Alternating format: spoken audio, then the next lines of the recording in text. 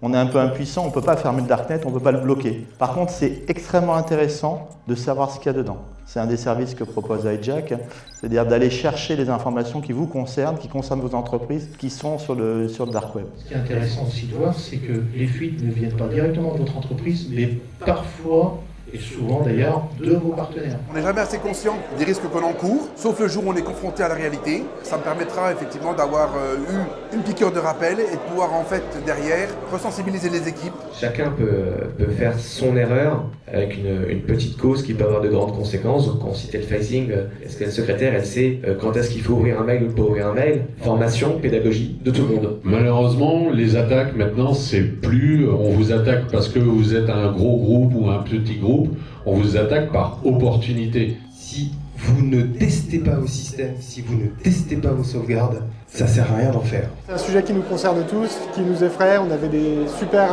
intervenants et je pense que ça a permis d'avoir une très belle prise de conscience pour que chacun à son niveau puisse voir comment on peut se défendre par rapport à tout ça. J'étais devenu un revendeur du Darknet de l'époque, des années 2005 à 2007. Ma première copine m'a dit de rester dormir chez elle. Et en fait, le lendemain, je devais vendre 20 000 cartes bleues, 20 000 cartes de crédit à un acheteur. Et j'avais la flemme de rentrer chez moi, je l'ai fait depuis l'ordinateur de son père. Chez moi, j'avais des belles sécurités informatiques.